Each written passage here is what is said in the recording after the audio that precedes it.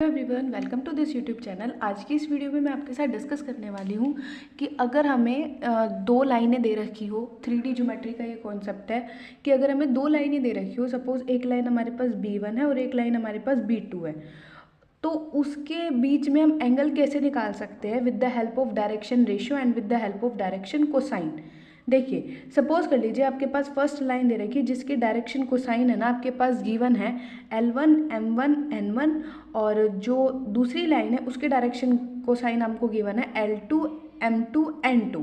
तो direction cosine की property भी हमें पता होती है ना, हम डायरेक्शन कोसाइन चेक कर पाएंगे किसी भी लाइन की कि वो डायरेक्शन कोसाइन है या नहीं। अगर क्या प्रॉपर्टी होल्ड करते हैं, डायरेक्शन कोसाइन हमारे पास ये प्रॉपर्टी होल्ड करते हैं, L² plus M² plus N² equal to 1 होने चाहिए। तो पहले तो हम चेक करेंगे कि जो हमें गिवन है, समटाइम वो मेंशन करके रखेगा कि ये डायरेक्शन कोसाइन है, और अगर मेंशन नहीं करके दे रखा तो हम चेक करेंगे कि वो डायरेक्शन कोसाइन है या नहीं। अगर वो डायरेक्शन कोसाइन बनते हैं, सपोज ये फर्स्ट लाइन के हैं और ये दूसरी लाइन के हैं, तो उन दोनों के बीच का जो एंगल फाइंड करते हैं उसको निकालने का हमारे पास फॉर्मूला होता है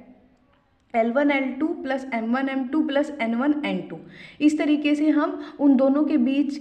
का एंगल फाइंड कर सकते हैं, दोनों लाइन के बीच का, अगर हमें डायरेक्शन कोसाइन गिवन है। सपोज अगर हमें डायरेक्शन कोसाइन गिवन नहीं है, उसके प्लेस पर वो हमें डायरेक्शन रेशियो गिवन करके रखता है, A1 B1 C1 first line के, A2 B2 C2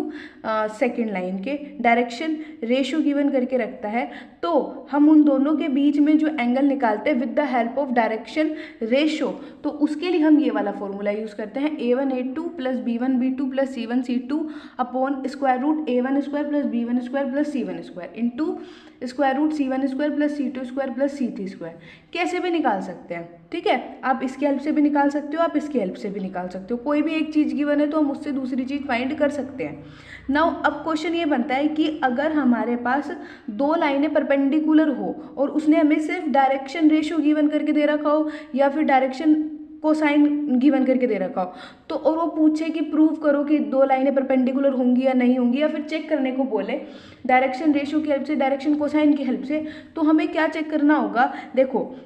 हमने वो वेक्टर प्रोडक्ट में पढ़ा था ना, वहीं से ये चीज़ निकल कर आ रही है। अगर दो लाइनें परपेंडिकुलर होगी तो थीटा कितना हो जाएगा, 90 डिग्री, और कोस 90 की वैल्यू हमारे पास 0 होती है। सिंस कोस 90 हमारे पास 0 होता है तो ये सारी वैल्यू उधर जाके मल्टीप्लाई में 0 हो जाएंगी, और हमारे पास बनेगा, अगर दो लाइनें आपस में परपेंडिकुलर हैं तो A1 A2 plus B1 B2 plus C1 C2 equal to 0 होगा, या फिर L1 L2 plus M1 M2 plus N1 N2 in terms of cosine ये और इन टर्म्स ऑफ रेशियो ये। सिमिलरली हम इस तरीके से प्रूव करेंगे कि दो लाइन पैरेलल है। वीडियो अच्छी लगी हो तो